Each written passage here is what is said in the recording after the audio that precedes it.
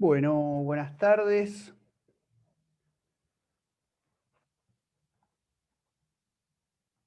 Aquí estamos en una nueva transmisión de este ciclo que hemos dado a llamar como Historia, Actualidad y Perspectivas de la Economía Popular.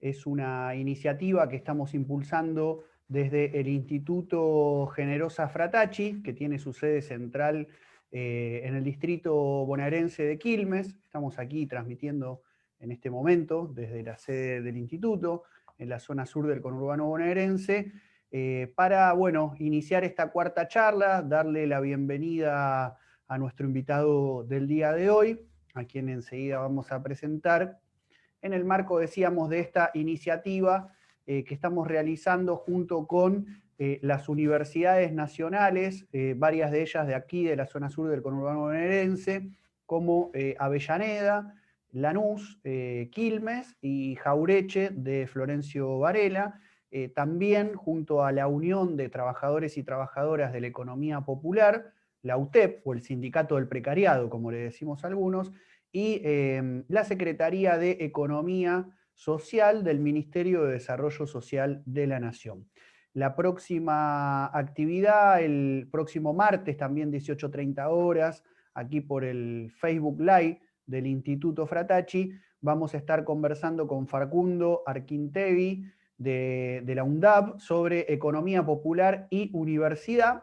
Y en 15 días, bueno, tendré el placer de cerrar este ciclo tratando de reflexionar algunas cuestiones en torno a precariado y punto de vista popular, perspectivas sobre la actualidad. Bueno, queremos agradecer a quienes están en este momento ya comenzando a conectarse a esta actividad virtual en medio de esta situación de pandemia que atravesamos producto del COVID-19, en un contexto de aislamiento social preventivo y obligatorio que, bueno, nos tiene a todos, a todas en esta situación paradójica de que por un lado estamos bastante adentro de nuestras casas, bueno, generando todos los dispositivos de autocuidado necesarios y a la vez con mucho trabajo, mucha militancia, mucha actividad virtual.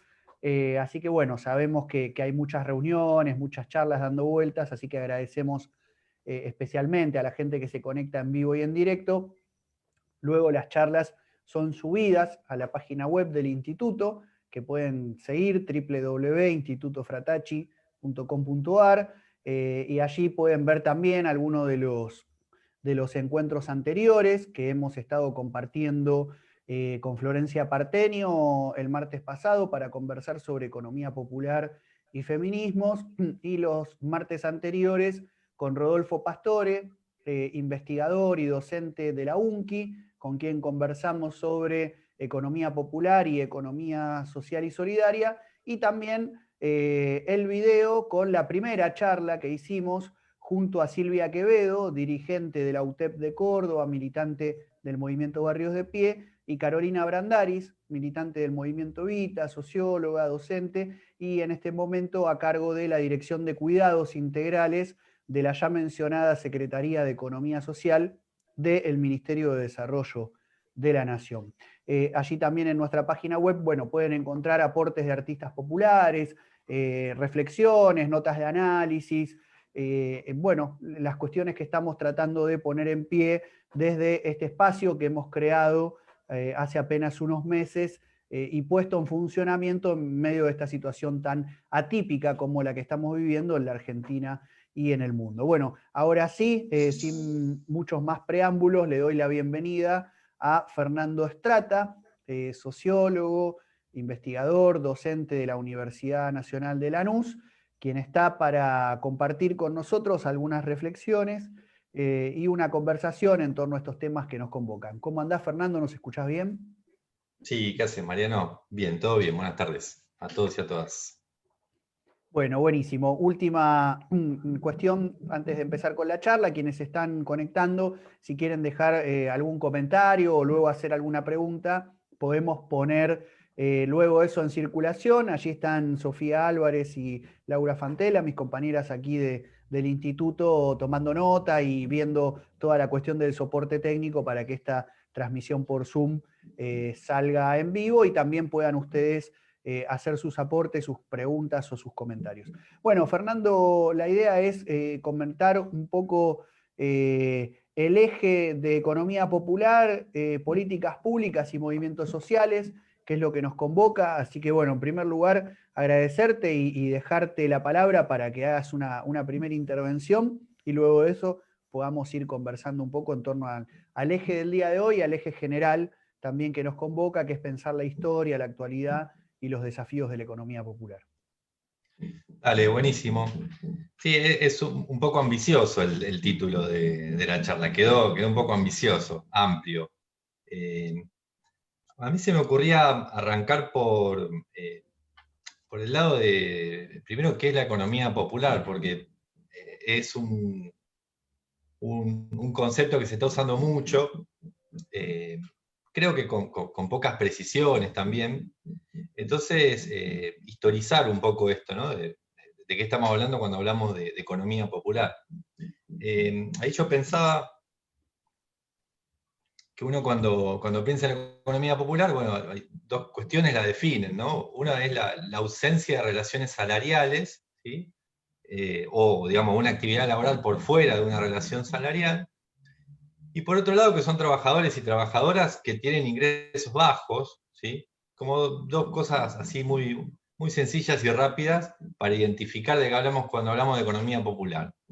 Ahora bien, el debate en relación a cómo pensar, cómo categorizar, cómo conceptualizar al sector de la sociedad, ¿sí? Que queda, a veces se dice, por fuera del mercado laboral, por debajo del mercado laboral, sin integración al mercado laboral. Bueno, tiene una larga data.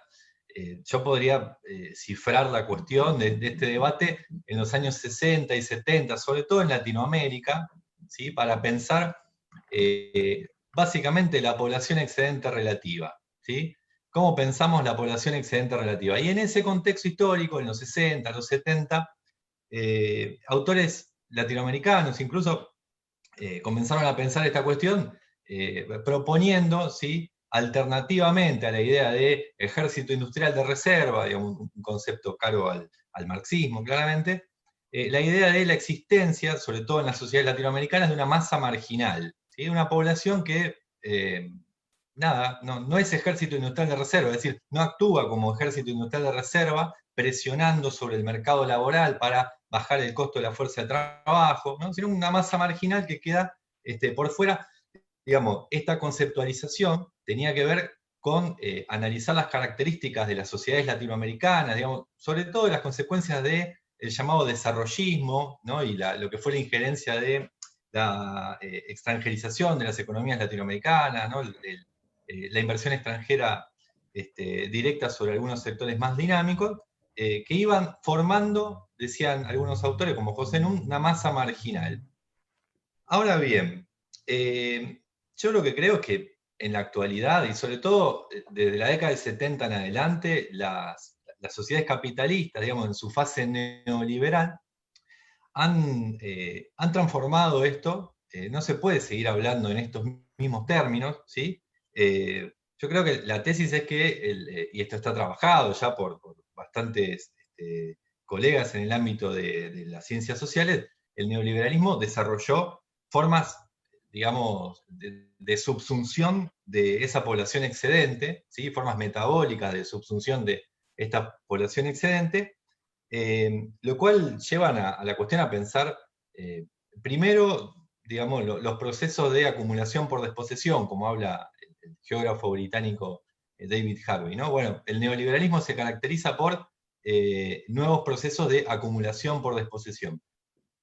Esto lo que lleva es una tendencia a la mercantilización de la vida en general, ¿sí? Mercantilización de nuevos espacios de vida, pero también incorporar en la complejidad de pensar, digamos, la población excedente relativa a las nuevas tecnologías, ¿sí? Digo, sobre todo, miremos lo que está pasando en este contexto de pandemia y cuarentena. Las nuevas tecnologías conforman, digamos, mecanismos de superexplotación de la fuerza de trabajo inigualables. En este contexto, digo, caracterizando así muy abuelo de pájaro a la fase neoliberal del capitalismo, lo que vemos son nuevas formas de extracción del plusvalor. Tenemos que pensar a la economía popular desde ahí, no la podemos pensar como al margen, como por fuera, como no subsumida. La economía popular está subsumida a los procesos de valorización del capital, está en tensión con eso, ¿sí?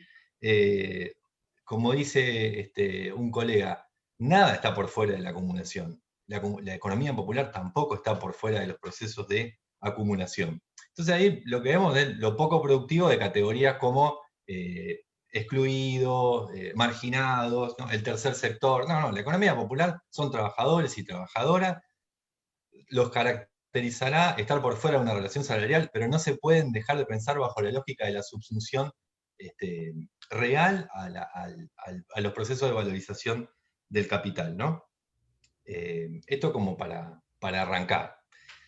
De hecho, la denominación de economía popular es relativamente nueva, y no es casual que sea así, ¿no? No es casual porque, avanzando en la charla, me gustaría plantear que justamente la economía popular habla de un sujeto organizado, ¿sí?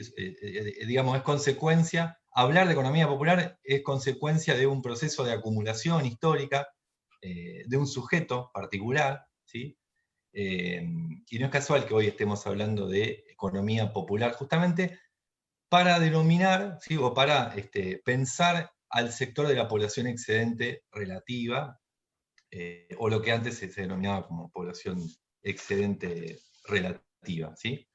Entonces, para redondear, yo diría, economía popular pensada como estrategias de las clases populares para reproducir su vida, ¿sí? Y ahí lo que vamos a ver es una diferencia sustancial entre lo que es la economía capitalista tradicional, ¿sí? Ya dijimos, no se puede pensar por separado, pero sí identificar dos lógicas bien diferentes, ¿no? Mientras la economía capitalista tradicional tiene por centro, ¿sí?, a la reproducción del capital, la acumulación de ganancias, la economía popular tiene por centro la reproducción de la vida.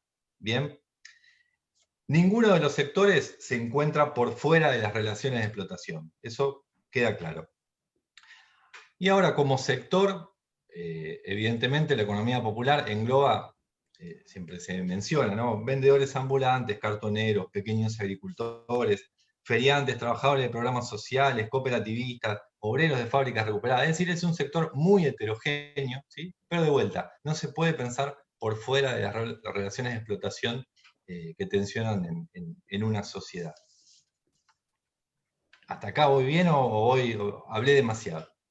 No, vas perfecto. Trata una alegría compartir esta mirada, por lo menos en principio, respecto del concepto de exclusión, ¿no? Que me parece que es un poco un concepto que está muy, muy en boga muchas veces en determinados sectores académicos, periodísticos e incluso en militancias de los movimientos sociales, para pensar, digamos, la economía popular en el marco de la explotación capitalista, de las tareas vinculadas también a la reproducción, que es un poco algo que hablamos con Carolina Brandaris y que seguramente retomaremos con otras compañeras y compañeros en lo que va a ser, ya anunciamos, el segundo ciclo de estas jornadas que estamos haciendo ahora de 6 encuentros.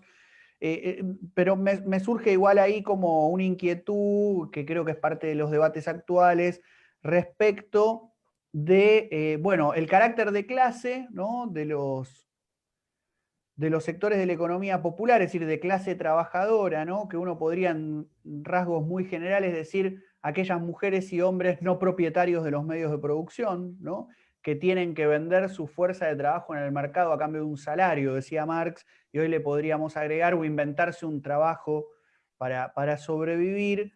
Pero también hay sectores precarizados, ¿no?, dentro de quienes son asalariados, y a su vez hay sectores que se denominan o autodenominan de la economía popular, como vos recién mencionabas, que son los que integran las empresas recuperadas, que sí tienen medios de producción, ¿no?, que han sido obviamente recuperados por sus trabajadores. Entonces, bueno, si había alguna reflexión ahí en torno a esta categorización de hasta dónde sí, hasta dónde no, si te parece que es un concepto flexible también, que se va modelando de acuerdo a la situación política y a la constitución de un sujeto? ¿Cómo se está viendo esto en los espacios de investigación y de trabajo en torno a la economía popular? A mí me parece que falta una conceptualización, ¿sí? de las transformaciones de la clase que vive del trabajo, ¿no? Si bien, por supuesto, que hay aportes, que esos aportes no pueden obviar, digamos, los elementos de análisis del marxismo, pero también los tienen que exceder, digamos, tienen que estar abiertos. De hecho, hay muchísimos aportes que están viniendo a contribuir, a complejizar la categoría de trabajo y de clase trabajadora. Me parece que vos mencionabas, por ejemplo, el tema de las fábricas recuperadas y los trabajadores que son dueños de los medios de producción. Sí, pero no están por fuera de esto que analizábamos antes, de las lógicas de valorización del capital y, para decirlo en términos muy teóricos, no están por fuera de la ley del valor. ¿Sí? Esas mercancías después las tienen que vender en el mismo mercado donde produce Mastellone, donde produce, no sé, Firestone o Kraft Food, qué sé yo, digo, multinacionales en cualquier rubro, ¿bien? Entonces no dice tanto la cuestión, por ejemplo, de las recuperadas de los medios de producción, no dice tanto en el funcionamiento de la economía en general, pero sí, ahí hay un dato. La economía popular es un sector heterogéneo, como decíamos antes, pero del cual, ¿sí? por sus características, pueden surgir elementos de una otra economía, ¿sí? sin soslayar todos los condicionamientos que tiene, y estaría bueno ir peloteándolos a lo largo de la charla. Pero evidentemente en la economía popular hay elementos como es la propiedad colectiva de los medios de producción, como es eh, el sobrepeso de las tareas reproductivas, ¿sí? Reproductivas de la vida del sujeto, del ser humano, ¿sí? Que muchas veces quedan por fuera del análisis de la economía tradicional. Bueno, justamente la economía popular hace visibles estos elementos que creo pueden contribuir, ¿sí? a pensar otras formas de organización social, formas alternativas a las formas de explotación capitalistas que están demostrando llevarnos a ciertos lugares de crisis no solamente económica ni social, sino también civilizatoria. Entonces la apuesta es por pensar ahí otras formas de organización de la economía, otras formas de organización de la vida.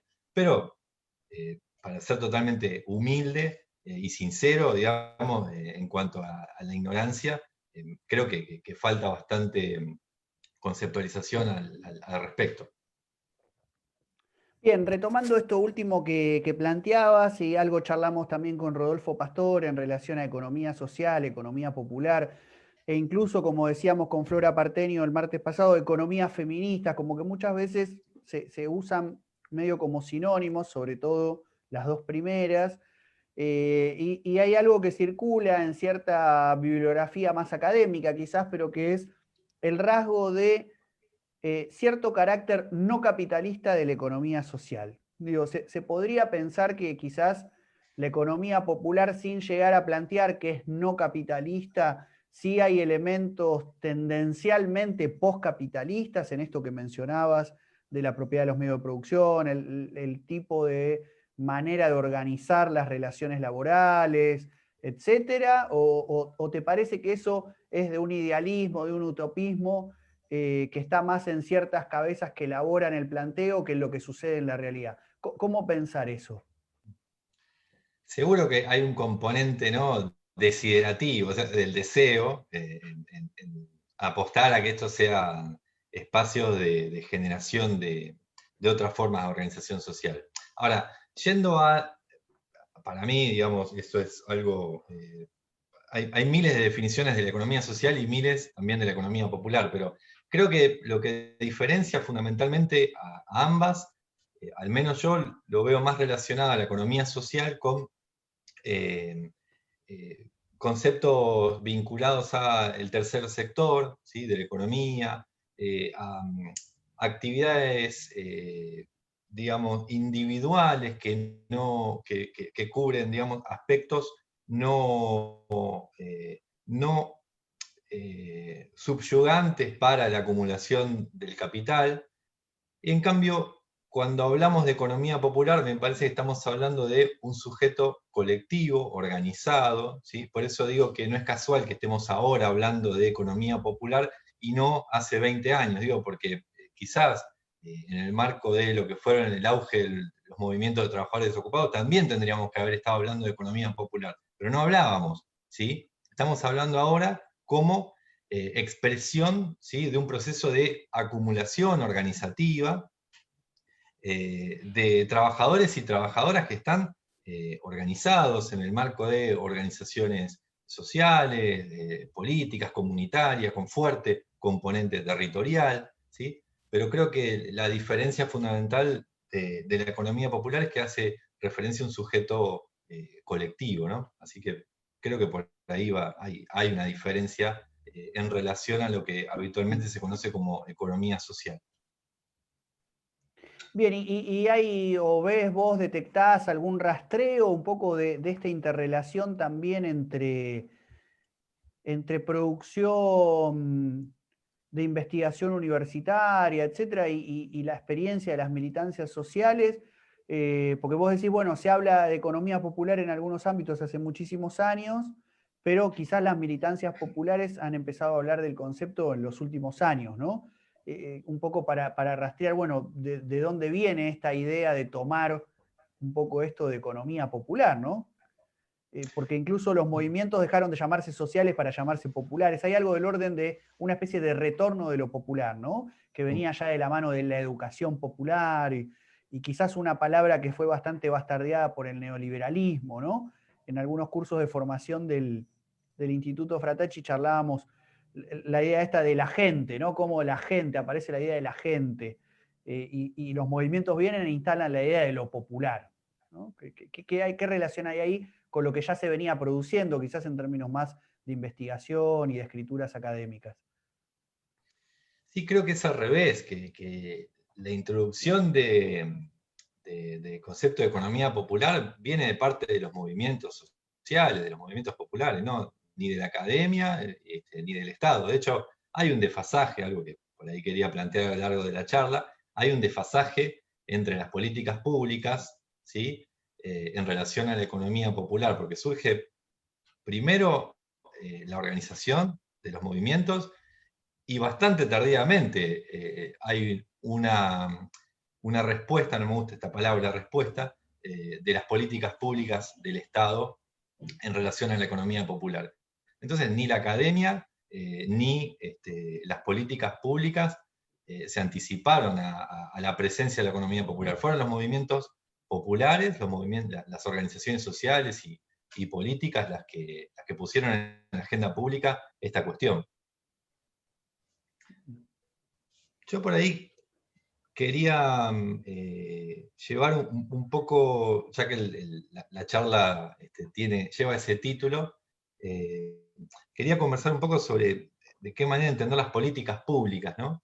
Porque en principio me parece importante no entender a las políticas públicas justamente como respuestas, ¿sí? A las demandas de la sociedad. Bueno, las políticas públicas son las respuestas del Estado a la demanda de la sociedad.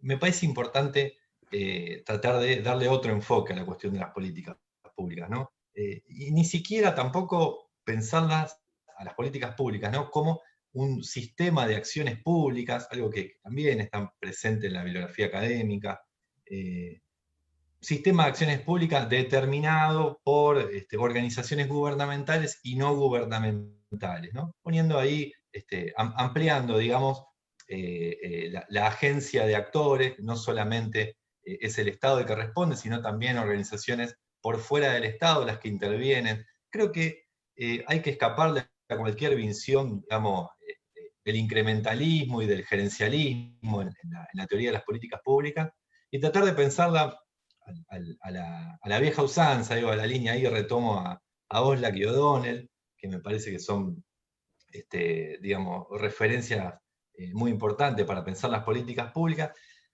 Entender las políticas públicas como una toma de posición del Estado respecto a un tema relevante de la sociedad, ¿sí? Cuando hablamos de políticas públicas estamos hablando de cómo el Estado está interviniendo sobre un tema que organizaciones, movimientos, sectores de la sociedad civil impusieron en la agenda pública, ¿sí? Pero es una toma de posición del Estado. No es un sistema interaccional, ni mucho menos una respuesta que viene desde arriba, ¿sí? Y cuando decimos una toma de posición del Estado, por supuesto estamos hablando de un Estado capitalista, digamos, que regula la vida social en un sentido, ¿no? Entonces, si la política pública es expresión de la posición que asume el Estado para intervenir en una cuestión social, y obviamente también hay que pensar que el Estado no es un bloque, no es monolítico, ¿sí? Hay unidades diferentes, hay resquicios, hay grietas, con diferente grado de autonomía, como decía Pulanza, ¿no? Hay una autonomía relativa en distintas instancias del Estado que lo hacen permeable a la lucha de clases, ¿sí? Que lo hacen permeable a la actividad, si se quiere, de la sociedad civil. Pero me gusta hablar del conflicto, de la lucha de clases. En este sentido, digo, tenemos que ver las políticas públicas no como un juego de espejos, ¿sí? De acciones y respuestas, sino como un proceso de conflictos, ¿sí? Entonces, cuando analicemos las políticas públicas de la economía popular, lo que estamos hablando es cómo el Estado intentó intervenir o intenta intervenir, ¿sí? En el marco de un conflicto abierto por, en este caso, las organizaciones populares de base territorial. Bien, estamos conversando con Fernando Strata, docente, investigador de la Universidad Nacional de Lanús, sociólogo, militante popular también, sobre, bueno, políticas públicas y economía popular. En ese sentido aparece esta cuestión de el Estado, ¿no? Y me gustaría quizás ahora meternos un poquito con esto que se ha producido en los últimos años en la Argentina, que es este fenómeno que también vos remarcabas, de movimientos que desde abajo y con sus luchas y sus procesos de organización ponen incluso el nombre economía popular en agenda, ¿no? Y un Estado que de algún modo empieza a procesar eso, al punto de que hoy llegamos, ¿no? a la gestión actual del Frente de Todos, donde hay una Secretaría de la Economía Social, ¿no? A nivel nacional, que no está ni en el Ministerio de Trabajo ni en el Ministerio de Economía, como habían planteado las organizaciones, sino en Desarrollo Social. Pero allí está, y de algún modo, hoy las organizaciones, o gran parte, o la mayoría, podríamos decir, de las organizaciones del precariado que se han dado esa estrategia, que implicó construir la UTEP como sindicato propio, pero también darse una estrategia de intervención para producir esto de la institucionalización de la economía popular en términos también de un proceso de conquista de derechos, ¿no? Entonces, bueno, ¿cómo pensar ahora esta relación, ¿no? Porque ahora los movimientos populares, de algún modo, son organizaciones que están en la sociedad civil produciendo organización, trabajo, etcétera, y por otro lado también tienen parte de sus militancias en el Estado, ¿no? Y es algo relativamente nuevo, tal como se planteó en este esquema, ¿no? Si bien siempre hubo militancias populares que quizás iban en una lista y luego eran funcionarios estatales, pero este esquema, tal como está planteado, aparece como bastante novedoso y reciente en la Argentina, ¿no? Sí, sí, sí, quizás haya que remontarse al post-2001. A mí me gusta analizar la sociedad argentina partiendo siempre de la insurrección popular. Debatimos respecto de, bueno, si quedan o no quedan los ecos del 2001. A mí me parece, sobre todo las transformaciones en el Estado. ¿Se escucha A mal? ver, se entrecortó cuando empezaste a hablar. Si podés repetir, hasta ahora Ah, se ¿ahora escuchaba se bien. escucha? Sí, se Ahora escucha bien. sí. Ahí está, es la conexión de internet. No, decía que me parece importante los cambios del Estado, ¿sí?, en la Argentina a partir de la insurrección del 2001. Es un punto de inflexión, ¿sí? Muchas veces desde el campo popular no se llegó a pensar bien o se minimizó los cambios en la forma del Estado en la Argentina, ¿sí?, que indefectiblemente surgieron con posterioridad al 2001. ¿Sí? El kirchnerismo es un buen ejemplo de justamente, hay un cambio en relación a cómo se vincula el Estado con la sociedad a partir del 2002-2003 fundamentalmente. Ahora bien, la mayoría de las organizaciones populares, o buena parte de las organizaciones populares que intervinieron fuerte en el periodo 98-2002, si vos querés, de alta conflictividad social, se mantuvieron por fuera, ¿sí?, de una intervención estatal, pero muchos otros grupos sí empezaron a indagar, a intervenir, ¿sí? Hay una larga discusión respecto al tema, digamos, está mi amigo Francisco Longa ahí, es uno de los que más ha trabajado la cuestión de repensar la categoría de cooptación del Estado. A mí lo que me interesa marcar es que a partir con posterioridad al 2001 hay un cambio en la forma en que el Estado se vincula con la sociedad. Esos términos. Y que en ese cambio también algunas organizaciones o parte de esta militancia popular de las indagaciones empieza a ocupar, ¿sí?, esferas del Estado con la convicción de que desde adentro el Estado se puede transformar. ¿Sí? Yo para llegar acá a la actualidad, lo primero que me gustaría así como plantear en la charla es qué pasó con las políticas públicas justamente de esa primera década de los 2000. ¿Sí?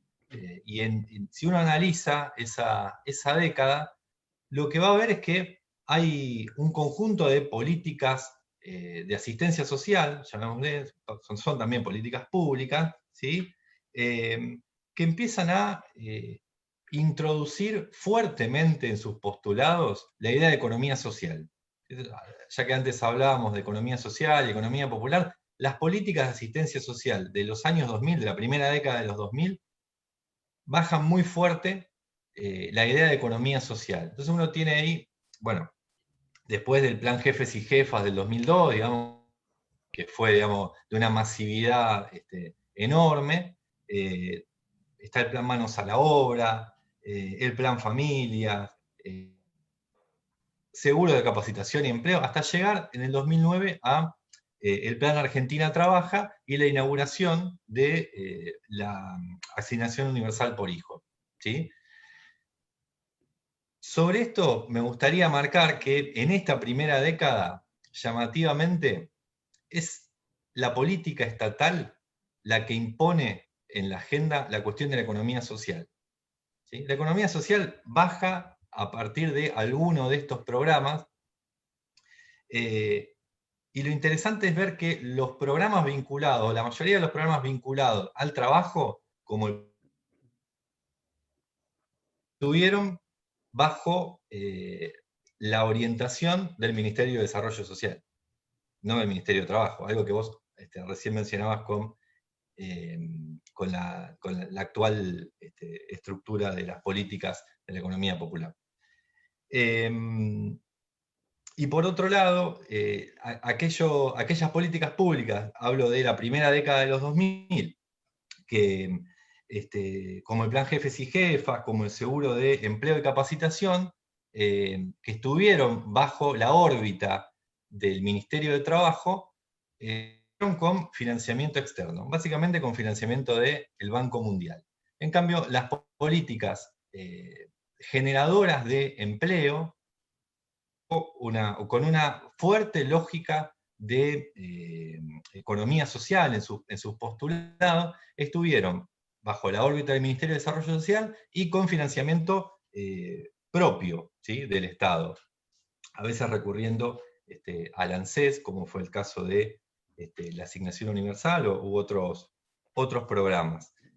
Acá se da una cosa muy particular en esta primera década, porque hay algo así como un proceso de cooperativización desde arriba, ¿sí? La idea de formar cooperativas baja casi desde la letra de las políticas de asistencia social, de las políticas públicas del Estado, es decir, de la toma de posición del Estado frente a este problema de la agenda pública, ¿sí?, que calle. Y el punto de inflexión, históricamente, para empezar a hablar de economía popular, creo que dice mi conexión está inestable, no sé si se escucha ahora. Se entrecortó un poquito recién, sí. Bueno, Y ahora no te escucho, Strata. directamente. Bien. Bueno, puede pasar esto. ¿Ahí se escucha? Ahora sí, ahora sí. Bueno, decía que el punto de inflexión para comenzar a hablar de economía popular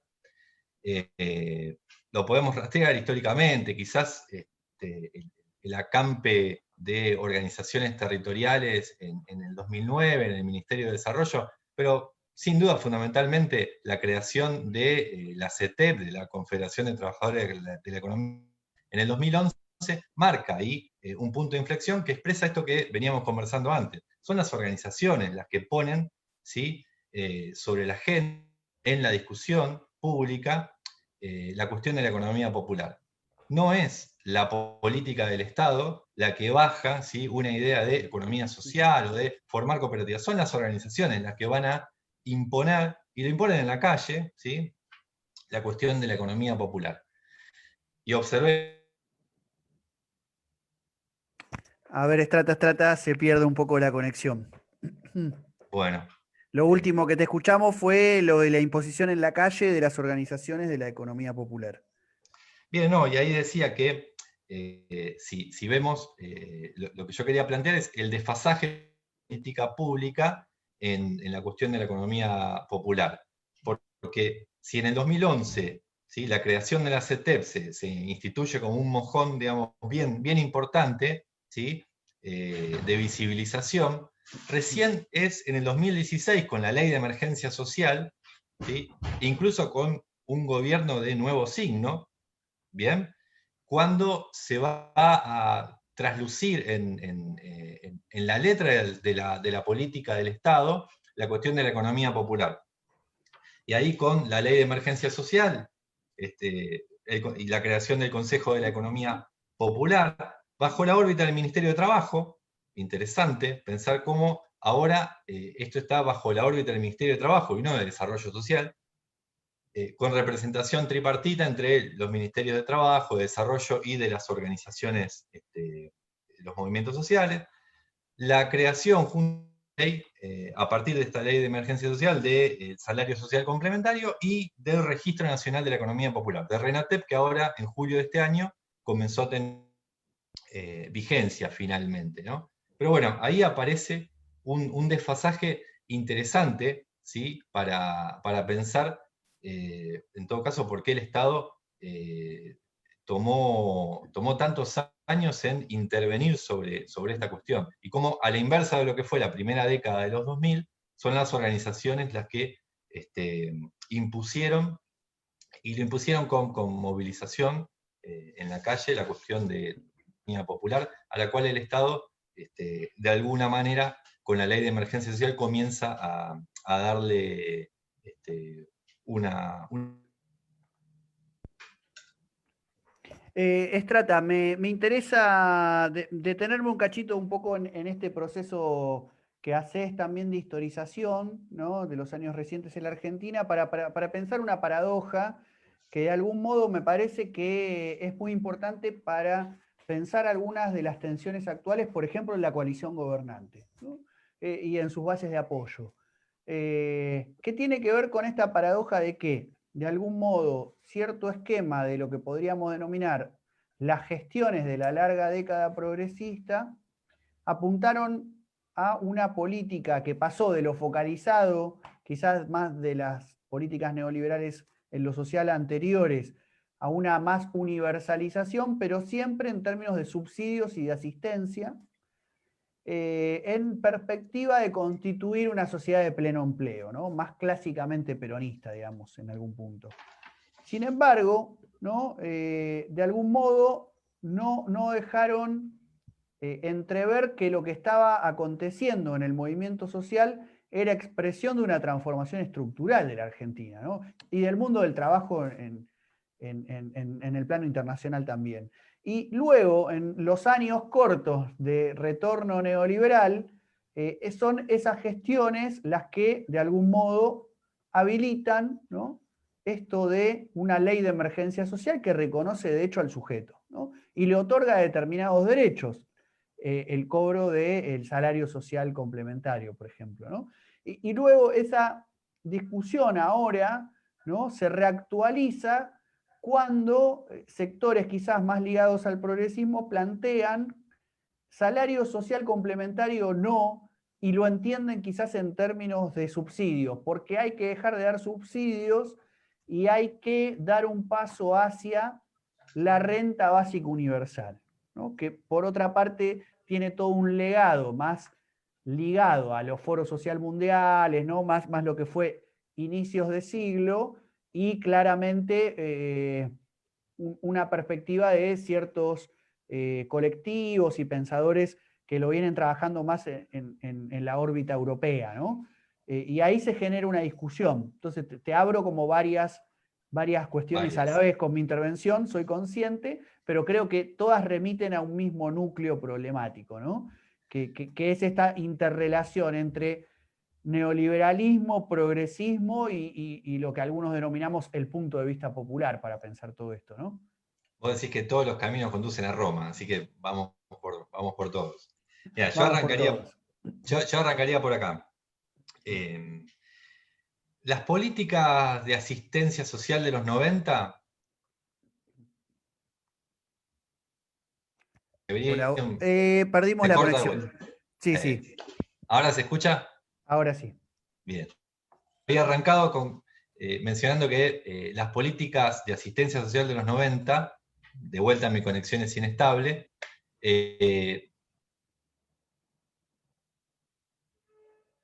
Sí, se pierde acá, hay una conspiración para que podamos terrible. sostener la charla. Está muy complicado. Y charlar desde los datos del teléfono. Si se llega a seguir cortando, hacemos eso.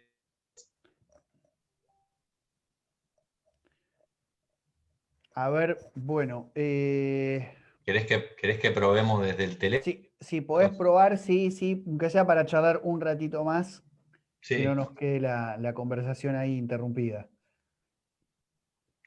dale. ¿Ahora se está escuchando? Ahora se escucha perfecto. Pero vos decís que se va a interrumpir en breve. No sé, probemos. Voy a tratar de pasarme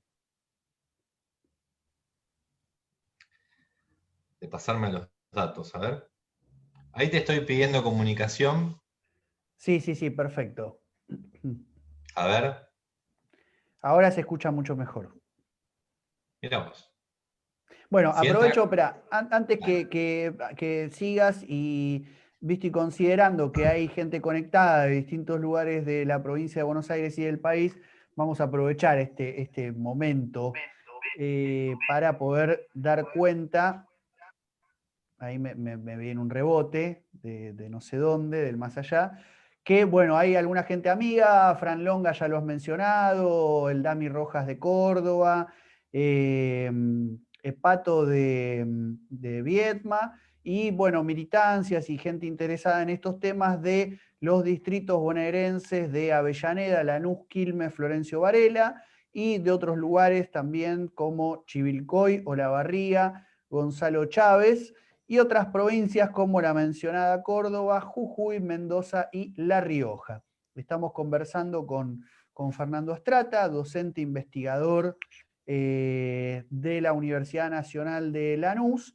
Y bueno, aquí también Laura Fantela del Instituto Fratacci me hace llegar que de Tucumán también se están conectando. Bueno, ahí estábamos tratando de retomar un poco la conexión.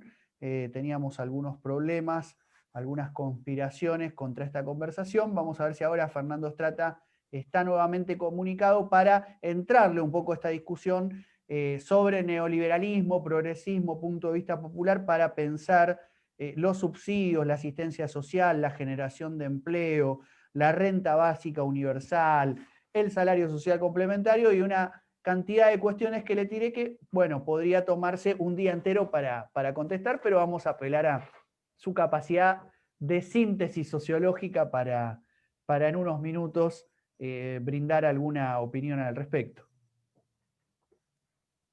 Dale, ¿se escucha ahí? Sí, ahora se escucha bien. Dale, buenísimo. No, yo había arrancado dentro de tu amplia pregunta por una cuestión que era ver qué pasaba con la política de asistencia social en los 90. Vos lo decías bien, ¿no? Una política caracterizada por ser la expresión directa de lo que planteaban los organismos internacionales. Y el Banco Mundial, a la cabeza, el FMI y el Banco Interamericano de Desarrollo, bajando línea de, por ejemplo, lo que eran los famosos Plan Trabajar de aquella época, ¿sí? Cuya característica fundamental de esta política de asistencia social neoliberal era la focalización, ¿sí? A una población bien definida, con una contraprestación. Esa política de asistencia social debía tener una contrapartida, una contraprestación de parte del beneficiario y al mismo tiempo la participación de las organizaciones comunitarias en la bajada de estos recursos. Interesante para pensar por qué el Banco Mundial estaba interesado en la participación de las organizaciones comunitarias en la bajada de estos recursos. Las políticas que repasamos hace un ratito de la primera década de los 2000 cortan con esto, pero no es un corte radical, es un corte donde podemos ver rupturas y podemos ver algunas continuidades, ¿sí? Lo que está claro es que de los programas de contraprestación, como dice la colega Ana Logiudice, a quien sigo en todo esto, digamos que tiene muy buenos trabajos respecto del análisis de las políticas públicas en este momento, de las políticas focalizadas de los 90, digamos, caracterizadas como programas de contraprestación, ya iniciada la década de los 2000, vamos a ver que comenzamos a asistir a un momento donde surgen los programas de transferencias condicionadas. Por eso decimos, hay rupturas y hay continuidades también con algunos de estos elementos del patrón de la política asistencial neoliberal. Me parece que las políticas públicas, en este desfasaje que marcábamos antes, el hecho de que hayan sido en el 2016 la promulgación de la Ley de Emergencia Social, habla también de uno de los, por ahí, de lo que pueden llegar a ser los desafíos, y vamos a poner esa palabra, los desafíos para la economía popular, ¿sí? ¿Por qué planteo esto? Porque el proceso de institucionalización del que vos hablabas, creo que lo mencionabas así, ¿no? Bueno, hay una institucionalización de la economía popular a partir de que el Estado la reconoce como sujeto, ¿sí? Como ámbito, como sector de la economía. Bien, esto plantea una gran potencialidad, que es la posibilidad, ¿sí?, de favorecer el fortalecimiento de la organización popular.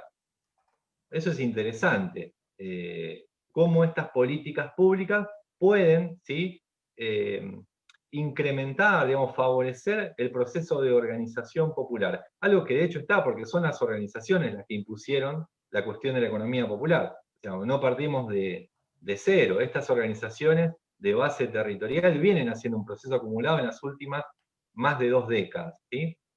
Ahora bien, si bien el proceso de institucionalización plantea potencialidades, creo que también plantea algunos desafíos, o incluso me animaría a decir algunos riesgos, ¿sí? Pero digamos, en términos generales, me parece que la economía popular, a partir de este proceso de institucionalización, debería generar instituciones propias, ¿sí?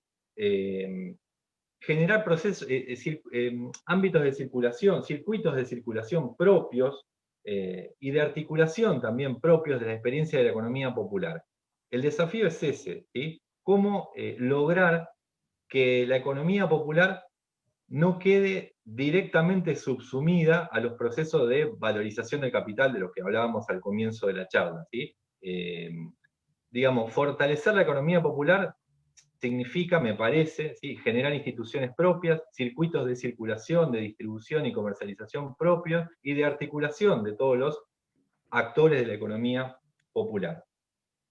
Ahora bien, me parece también que el proceso de institucionalización marca algunos desafíos, algunos riesgos, que es necesario marcarlos, ¿sí?, para también tener una mirada crítica de la propia acción de las organizaciones populares. El primero de esos desafíos es que la economía popular quede integrada, como decíamos, al proceso de valorización de capital. Es decir, que se transforme en un sector, ¿sí?, de mano de obra barata para los procesos de valorización del capital a gran escala. ¿Bien? No sería otra cosa que transformar a la economía popular con asistencia del Estado en un sector de superexplotación del trabajo. ¿Bien? Ese es un riesgo que hay que marcarlo, y hay que estar alerta para ir analizándolo en el proceso, en el camino. Segundo de los desafíos o riesgos de esta institucionalización es que se anulen las capacidades de generar subjetividades críticas en el ámbito de la economía popular.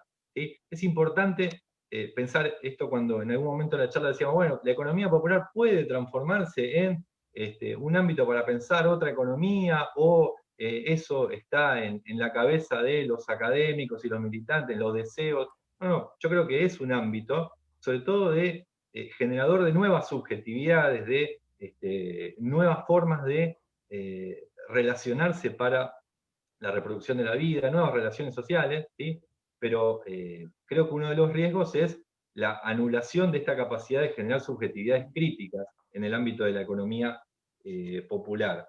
Y el tercero de los desafíos que dejo así planteados es que el proceso de institucionalización, ¿sí?, se convierta a la economía popular en un sector regulador del conflicto social.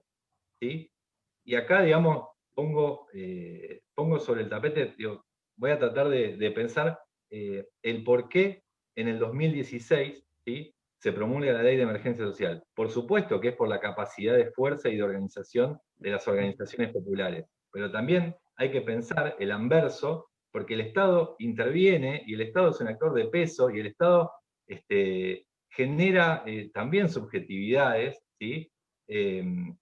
También la economía popular puede quedar, ¿sí?, subsumida como un espacio de regulación del conflicto social. Y es un riesgo que hay que atravesar, ¿bien? No sé si sintetizo parte de tu amplia pregunta, pero eran cuestiones que me parecía importante mencionar.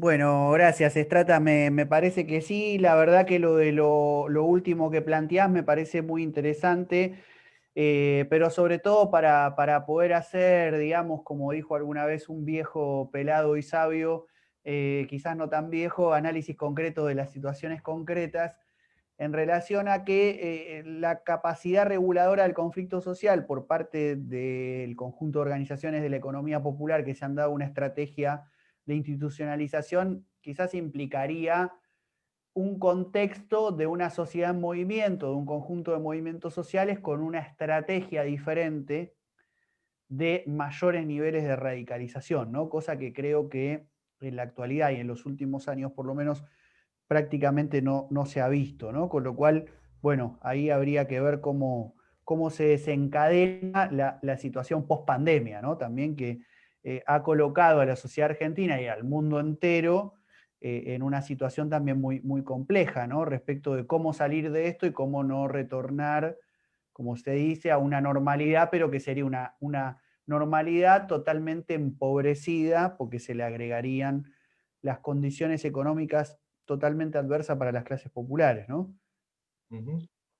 Sí, sí.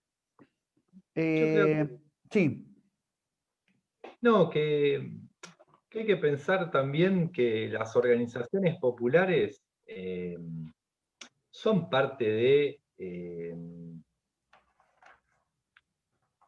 digamos, tienen también en su accionar la posibilidad de ejercer el control social. ¿Sí? A veces desde las ciencias sociales hablamos de control social siempre en un sentido negativo, ¿no? Me parece que, sobre todo en el contexto de pandemia, quedó muy reflejado, ¿sí? El accionar fundamental que tienen las organizaciones populares y las organizaciones de la economía popular, ¿sí? Y los sujetos y sujetas de la economía popular en la reproducción de la vida. ¿Sí? Y en este sentido me parece que es importante marcar que también las organizaciones populares pueden ejercer, y es saludable que ejerzan, ¿sí? El control social. Por ejemplo, sin las organizaciones populares en el contexto de pandemia, muchísimos argentinos y argentinas se hubieran quedado sin un plato de comida durante todos estos meses, ¿sí? Y es debido al accionar de las organizaciones populares, ¿sí? De las organizaciones de la economía popular, que con su capilaridad territorial, digamos, han llegado hasta los barrios más desventajados de la Argentina. ¿Por qué marco esto?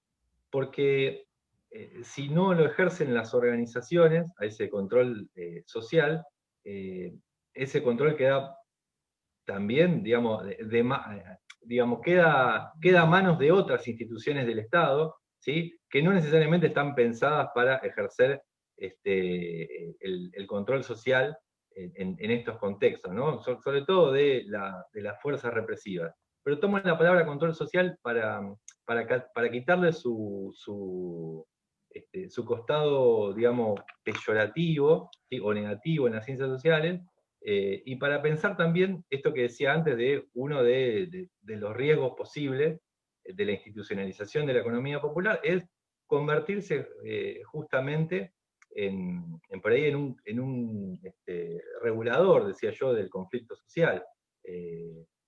No lo, me parece que es parte del desafío que tienen organizaciones con un amplio desarrollo y un amplio acumulado territorial de por lo menos 2 décadas en la Argentina, y lo veo como un desafío interesante, qué sé yo, ¿no? No me parece que...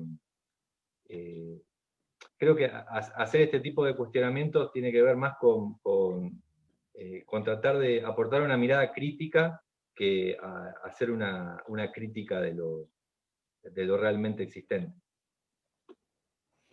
bueno, Strata, por mi parte, para ir cerrando la actividad, bueno, además de preguntarte obviamente si hay algo que te haya quedado en el tintero y quieras agregar como reflexión final, retomar de la pregunta múltiple que te hice, la discusión más actual sobre salario social de la economía popular o renta básica universal ciudadana. Si son complementarias, si de acuerdo a nuestra realidad es más conveniente una que otra, o cómo pensar si estás más o menos interiorizado con algo de esta discusión, digo que se estuvo dando en algunos ámbitos por lo menos en los últimos meses. Sí, sí, a mí me pareció muy interesante una entrevista que le hiciste a Alex Roy al respecto, que me parece que daba bastante en la tecla sobre esta cuestión, ¿no?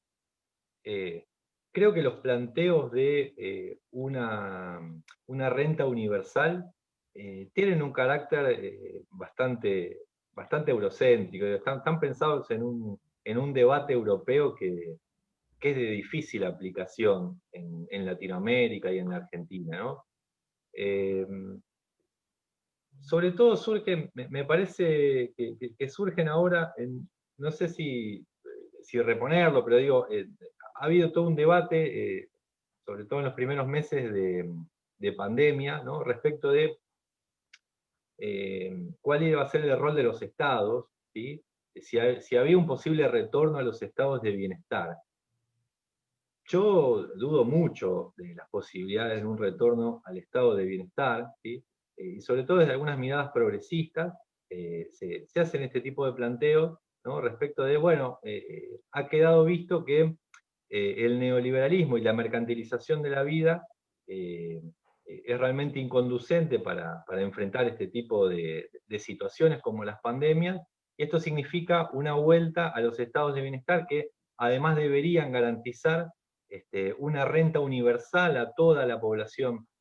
Eh, creo, creo que es una mirada un poco, sí, o que peca de mayor optimismo o directamente de cierta ingenuidad para no entender también eh, las dificultades que nos presentan todo lo que se ha desarrollado a lo largo de estos meses de pandemia y que se van a seguir desarrollando.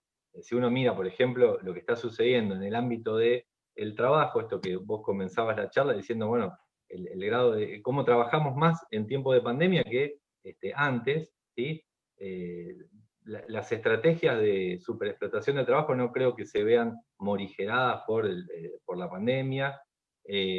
No veo esa vuelta, ni creo que las soluciones vengan por el lado de una renta universal pensando una ciudadanía totalmente abstracta. En este sentido, creo que la idea de pensar un salario universal, ¿sí?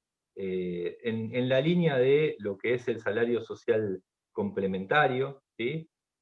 Pero extendido al conjunto del el sector de la economía popular, es una variante que hay que empezar a discutir, que hay que empezar a discutir y a poner en la agenda pública, para sacarlo sobre todo de este sentido común de la economía popular es un sector que digamos, es beneficiario de subsidios. El salario universal no tiene nada que ver con un subsidio, es el reconocimiento de un trabajo real, que de hecho en el contexto de pandemia se ha visto ha sido totalmente visibilizado este trabajo de los trabajadores y trabajadoras de la economía popular, y empezar a imponer en la discusión, en la agenda pública, la necesidad de un salario universal que reconozca ese trabajo invisibilizado y muchas veces no remunerado, ¿sí? Pero que es indispensable para la reproducción de la vida de nuestras sociedades.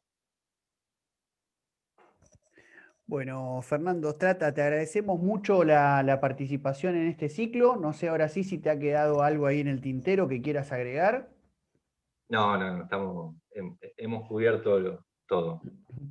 Bueno, y agradecemos mucho a la gente que se ha comunicado, que ha dejado también sus mensajes.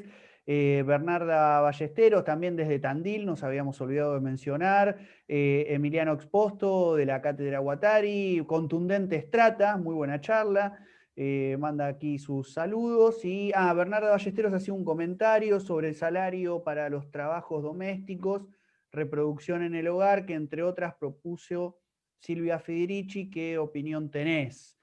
Te dicen Strata, no sé si ya está contemplado en la respuesta que diste recién. Y Andrea también, saludos desde la coordinadora 25 de mayo de la UTEP de Florencio Varela. Bueno, quizás se nos ha pasado algún mensaje que no hemos leído, pero les agradecemos por la permanencia, por la participación.